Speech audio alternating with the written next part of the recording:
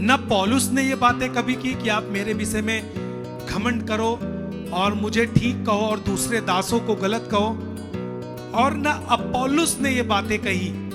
अपने चर्च के साथ खड़े रहकर परमेश्वर के वचन में नहीं खोजते, परंतु वे अलग अलग चर्चों में जाकर अपनी चंगाई को खोजते हैं। सच्चाई का विरोध करने के लिए एक झूठा खड़ा हुआ है, जिसे हम बोलते हैं झूठ का पिता अर्थात शैतान। चर्च के लिए आपको रख दे, आपको उस चर्च के साथ मेहनत करनी है। और उस एक बार फिर से आप सभी का हम धन्यवाद करना चाहेंगे, जितने भी लोग आज भी लगातार अपने चर्च के साथ खड़े हैं। परमेश्वर के दास अपने आत्मिक पिता के साथ जुड़े हैं, पसदुरा चर्च के साथ जुड़े, और लगातार आप प्रार्थनाएं कर रहे हैं, उपवास कर रहे हैं, और अपनी ऑफरिंग को, अपनी भेंट को, अपने दान को, जो सेवा के काम में इस्तेमाल किया जाता है और सेवा के काम को आगे बढ़ाने के लिए इस्तेमाल होता है, आप उसे लगातार बो रहे हैं। इन सारी बातों के लिए हम आपको थैंक्स करते हैं और धन्यवाद करते हैं उन हर लोगों के लिए जो लगातार खड़े हैं, क्योंकि आपको पता होना चाहिए जो चीजें आप ये लगातार कर रहे हैं, ये चीजें विश्वास योग्यता कहलाती है। और आपको पता होना चाहिए कि परमेश्वर के राज्य में विश्वास योग्यता बहुत बड़ी चीज है। चाहे वो विश्वास योग्यता हो परमेश्वर के प्रति, चाहे विश्वास योग्यता हो परमेश्वर प्रभु यीशु मसीह पवित्र आत्मा के प्रति, चाहे विश्वास योग्यता की बारी हो चर्च के प्रति, अगुवे के प्रति, चाहे विश्वास योग्यता के बारी हो अपने माता पिता के प्रति, और चाहे एक पत्नी का अपने पति के प्रति विश्वास योग्य, और पति का पत्नी के प्रति विश्वास योग्य, और एक बच्चे का अपने माँ बाप के प्रति, और माँ बाप का बच्चे के प्रति। जब आप एक दूसरे के प्रति विश्वास योग्य होते हैं, यानी आप पर सामने वाला भरोसा कर सकता है कि आप मुझे धोखा नहीं देंगे। इसका मतलब कि सामने वाला किसी भी परिस्थिति में हो, वो आप पर भरोसा रखता है कि आप उसके लिए आज भी खड़े रहेंगे। आप उसके लिए जो काम पहले करते थे वो आज भी आप करते रहेंगे।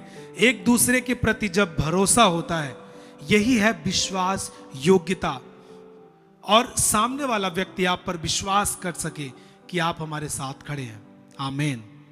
मैं उनके लिए बात नहीं कर रहा जो चर्च बंद होने के बाद अलग अलग चर्च की खोज और अलग अलग जगहों पर भागना, वे अपनी चंगाई के लिए अपने चर्च के साथ खड़े रहकर परमेश्वर के वचन में नहीं खोजते, परंतु वे अलग अलग चर्चों में जाकर अपनी चंगाई को खोजते हैं। ये गलत मार्ग हो चुका है और ये गलत शिक्षा हो जाती है। आज मैं कुछ इन्हीं चीजों पर बात करने वाला हूं जो आज इन दिनों में कलीसिया में और कलीसिया के विश्वासियों में फैलती जा रही है। मेरा आज बात करने का मकसद, मेरा आज इस वचन से बात करने का और इस शिक्षाओं से बात करने का मतलब किसी का विरोध करना नहीं है, परंतु मसीहियों के अंदर, विश्वासियों के अंदर जो एक गलत शिक्षा फैल चुकी है उसको खत्म करना है, और सब मसीह पर विश्वास करें और कलीसिया और अपने अगुवे के साथ एक मन होकर अपने उद्धार के काम को पूरा कर सके। आज मेरा जो भी मैं चीजें बातें करूंगा, हमारा यही उद्देश्य है। मैं किसी पास्टर के खिलाफ बात नहीं करने जा रहा, ना किसी चर्च के खिलाफ, परंतु एक ऐसी शिक्षा से बात करने जा रहा हूं जो आपको मजबूत करेगी। सब बोले आमीन। देखिए, कोई नई बात नहीं है, परंतु ये हमेशा की बात है कि जहां कहीं भी सही चीजों का प्रचार होना शुरू होता है, किसी भी चीजों का काम बढ़ना शुरू होता है, तो उन चीजों और उन संस्थाओं या फिर उन व्यक्तियों के खिलाफ गलत शिक्षाएं भी और झूठी अफवाहें भी उड़ना शुरू हो जाती है और फैलना शुरू हो जाती है। क्योंकि हर एक सच्चाई का विरोध करने के लिए आपको पता है कि एक झूठा शैतान होता है। सच्चाई का विरोध करने के लिए एक झूठा खड़ा हुआ है, जिसे हम बोलते हैं झूठ का पिता अर्थात शैतान, जो एक सच्चाई को झूठ से छिपाना चाहता है और सच्चाई को झूठ के जरिए खत्म करना चाहता है, लेकिन ये पॉसिबल नहीं है, क्योंकि सच्चाई कभी छुपती नहीं और सच्चाई कभी खत्म नहीं की जा सकती। उसी प्रकार से जब राज्य बढ़ता है, जब विश्वासियों का दायरा बढ़ता है, जब कलीसियाएं जागृति में होती हैं, जब सुसमाचार काम तेजी से फैलता है, तो उसमें कहीं ना कहीं कुछ चीजें और कुछ गलत लोगों के द्वारा गलत प्रचार और गलत चीजें शुरू हो जाती हैं, जो शैतान की ओर से दी जाती हैं और कलीसिया के लोगों को, विश्वासियों को भटकाने के लिए होती हैं। झूठी शिक्षाएं कभी भी लोगों को स्थिर नहीं कर सकती। झूठी शिक्षाएं कभी भी लोगों को उद्धार में बनाए नहीं रख सकती, और झूठी शिक्षाएं कभी भी एक विश्वासी को प्रार्थना के जीवन में स्थिर नहीं रख सकती। झूठी शिक्षाएं एक विश्वासी को उसके चर्च के प्रति कभी स्थिर नहीं रख सकती, ना वे अपने पास्टर के साथ खड़े रहेंगे। झूठी शिक्षा हमेशा एक चर्च को उसके पास्टर से, कलीसिया को, विश्वासियों को उसके चर्च और उसके पास्टर से अलग करती है। झूठी शिक्षाएं परमेश्वर से अलग करती हैं। झूठी शिक्षाएं प्रार्थना के जीवन से अलग करती हैं। तो झूठी शिक्षाओं का प्रकार जो है वो कई तरीकों से हो सकता है, लेकिन उनका साफ काम होता है, जो झूठी शिक्षाएं होती हैं, कि उनको परमेश्वर के राज्य से एक विश्वासी को, एक अच्छे बढ़ते विश्वासी को, एक वो विश्वासी जो उद्धार में बढ़ रहा है, जिसने सुसमाचार पाकर अपने उद्धार में काम करना शुरू कर दिया, जिसने सच्चाई को जानकर आत्माओं को बचाने के लिए कलीसिया के साथ, अपने अगुवे के साथ एक दर्शन में काम करने लगा कि अपनी जगह, अपनी एरिया और अपना परमेश्वर ने जहां पर उसको रखा है, जो जगह दी है, उस जगह के लिए मेहनत करना और आत्माओं को बचाना शुरू कर देता है। तभी ऐसे विश्वासी को और ऐसे लोगों को पीछे खींचने के लिए और इन चीजों में आगे न बढ़ पाए, इसके लिए शैतान झूठी शिक्षाओं को लाता है। और मैं ये साफ साफ कह सकता हूं कि यदि आप उसे परखें नहीं, यदि आप उसे जानने का प्रयास ना करें, यदि वचन से ना समझे, आत्मा के द्वारा यदि आप ना समझे, तो आप झूठी शिक्षाओं को कभी भी समझ नहीं सकते, कभी भी परख नहीं सकते कि कौन सी शिक्षाएं झूठी आपके बीच में आ चुकी हैं। लेकिन जब आप वचन में बने होते हैं, जब आप प्रार्थना करने वाले व्यक्ति होते हैं, जब आप लगातार चर्च की सुनते रहते हैं, तब आप झूठी शिक्षाओं का खंडन कर पाते हैं और उन चीजों को जानकर उनका सामना कर पाते हैं और उनको अपने मार्ग से हटा पाते हैं। और उन झूठी शिक्षाओं से आप बहुत सारे विश्वासियों को भी सिखा सकते हैं और उन झूठी शिक्षाओं से अलग कर पाते हैं। हालेलुया। मैं आज आपके लिए वचन पढ़ूंगा, पहला कुरिन्थियों उसका 4 अध्याय और उसके 6 पद को पढ़ेंगे। पहला कुरिन्थियों उसका 4 अध्याय उसके 6 पद को पढ़ेंगे। यहां पर पौलुस, जो एक परमेश्वर का दास है, वो कुछ बात कह रहा है जिसे आज की कलीसिया में मैं आपको समझाना चाहता हूं इस वचन से। हे भाइयों, मैंने इन बातों में तुम्हारे लिए अपनी और अपोल्लोस की चर्चा दृष्टांत की रीत पर की है, इसलिए कि तुम हमारे द्वारा यह सीखो कि लिखे हुए से आगे ना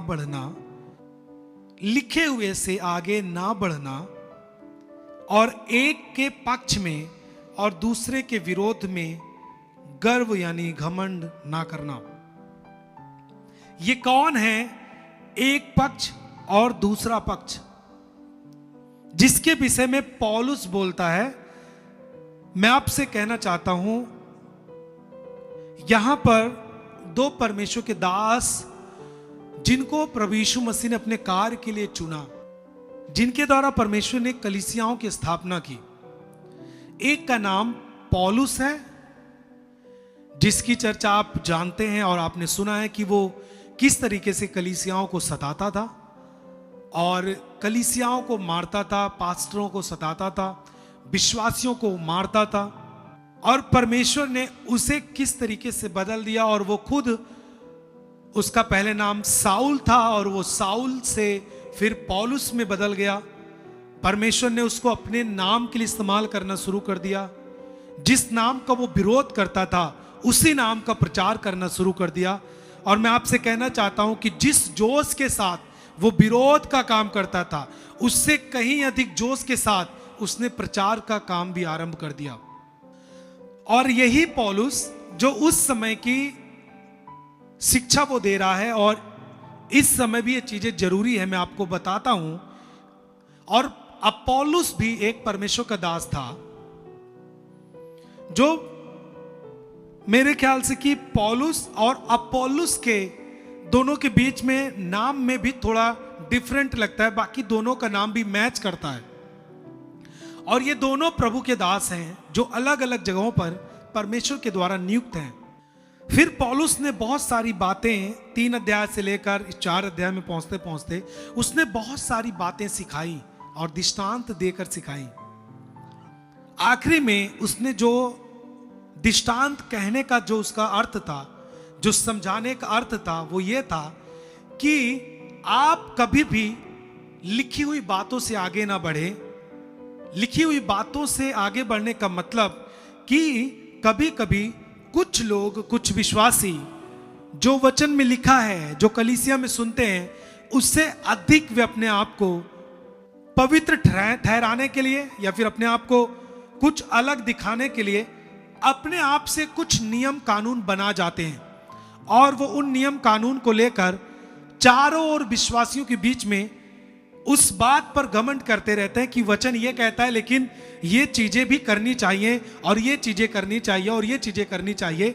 वे कलीसिया से हट करके, कलीसिया में ये प्रचार नहीं हुआ, जो कलीसिया में आप जाते हैं उन जगहों पर ये चीजें नहीं बोली गई, न ये चीजें सिखाई गई, लेकिन वे अपने से कुछ चीजों को बना करके लोगों के बीच में बोलना शुरू कर देते हैं।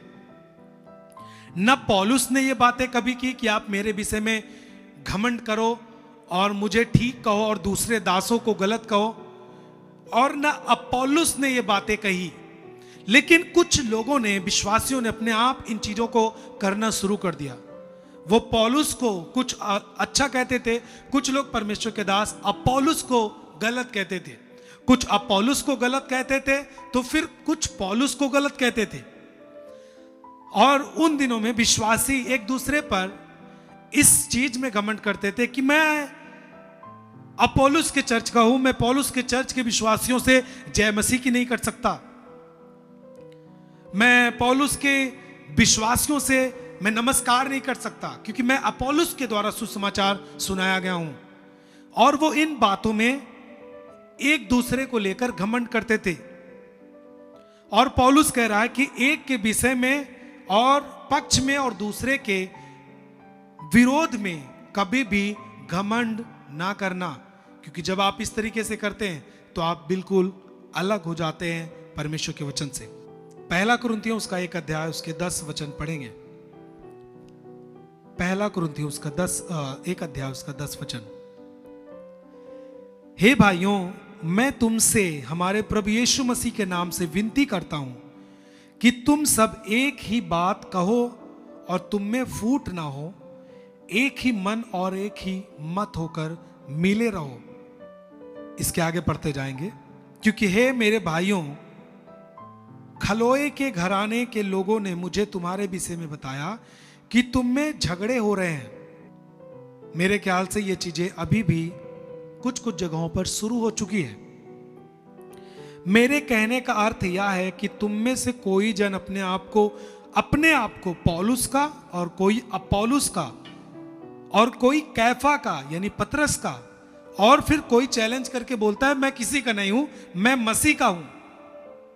फिर बाइबल कहती है क्या मसीह बंट गया? क्या पौलुस तुम्हारे लिए क्रूस पर चढ़ाया गया, या फिर पौलुस के नाम पर तुमने बपतिस्मा लिया? मैं फिर आऊंगा 1 कुरिन्थियों 4 उसका 6। मुझे विश्वास है कि आप इन बातों को समझ पा रहे हैं। आप देख पा रहे हैं कि किस तरीके से कलीसिया में जो उस दिन में थी वो आज भी बीच में दिखाई देती है।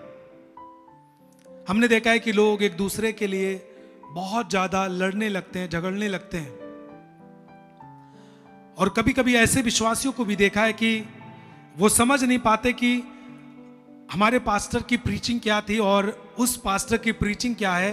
वो एक दूसरे के विरोध में बोलने लगते हैं और इतना ज्यादा बोलने लगते हैं कि वचन से बाहर हो जाते हैं। मारने की धमकी, सांसारिक लोगों की तरह वे लड़ाई झगड़ों पर उतर आते हैं। लेकिन बाइबल क्या कहती है? पौलुस का साफ कहना है कि मसीह बट नहीं गया है। चाहे पौलुस ने सुसमाचार सुनाया और पौलुस के साथ उसकी कलीसिया प्रभु के काम को करके उद्धार के काम को पूरी कर रही है, और चाहे अपोलोस ने सुसमाचार सुनाया और अपोलोस के साथ उसकी कलीसिया विश्वासी उसके साथ रहकर दर्शन में उद्धार के काम को पूरा कर रहे हैं और प्रभु के काम को पूरा कर रहे हैं। मेरे कहने का मतलब यह है कि परमेश्वर ने अपने दासों को अलग अलग जगहों पर अलग अलग चिन्हों के साथ खड़ा किया है। मैं मानता हूं कि आप मसीह में बढ़ रहे हैं, लेकिन आप ध्यान दें कहीं आपके अंदर ये चीजें तो पैदा नहीं हो चुकी हैं, कहीं ये झूठ आपके अंदर तो नहीं डाल दिया गया है, और शैतान आपके अंदर ये विरोध तो नहीं डाल दिया है कि आप एक चर्च के हो करके आप हैं मसीह के और दूसरा एक व्यक्ति एक चर्च का है वो भी मसीह का है, लेकिन आप एक मसीही दूसरे मसीही से बोलना पसंद नहीं करते। मैं पसदोरा चर्च और मुझे सुनने वाले हर एक व्यक्तियों से कहना चाहता हूं, आप एक मसीही हैं। जब मसीह आपको अपने बैरियों से प्रेम करने के लिए बोलता है तो आपको अपने एक मसीही दूसरे मसीही से कितना अधिक प्रेम रखने की जरूरत है। जब वो परमेश्वर जिसने आपको विरोधियों को माफ करने के लिए बोल दिया, तो आपको एक मसीही दूसरे मसीही से कितना अधिक माफ करना और प्यार करने में आगे बढ़ना चाहिए, आपको ध्यान देने की जरूरत है। कुछ लोगों में ये घमंड आ जाता है कि मैंने बहुत बड़े चर्च को जान लिया है, मैं बहुत बड़े चर्च का मेंबर हूं, मेरी कलीसिया बंद हो गई, अब मैं दूसरे बहुत बड़े चर्च का मेंबर हो चुका हूं, मैंने अपने स्पिरिचुअल फादर बहुत बड़े एक परमेश्वर के दास को बना लिया है। और वो इन बातों पर घमंड करते हुए चारों ओर फिरते हैं। उनका कहना होता है कि अपने चर्च को ऑनलाइन छोड़ो और मैं जहां पर अब जाने लगा उस चर्च को ऑनलाइन सुनो, यहां से आप चंगे हो जाएंगे, यहां से आप जीवन पा जाएंगे। मैं आपसे पूछना चाहता हूं, जहां पर आप ठहराए गए, जहां पर आप लगाए गए, देखिए दो तरीके से लोग चर्च को चुनते हैं, दो तरीके से लोग चर्च के पास होते हैं। एक तो परमेश्वर की आत्मा लोगों को जहां रखे और नियुक्त करे कि वो वहां पे रहकर प्रभु के काम को करे और सेवा के काम को करे और उद्धार के काम को पूरा करे। और दूसरा होता है कि एक व्यक्ति अपने अनुसार चुनना चाहता है, ये अच्छा है, वो अच्छा है, नहीं ये गलत है, वो अच्छा है, इसके पास जाना चाहिए, इसकी सुननी चाहिए।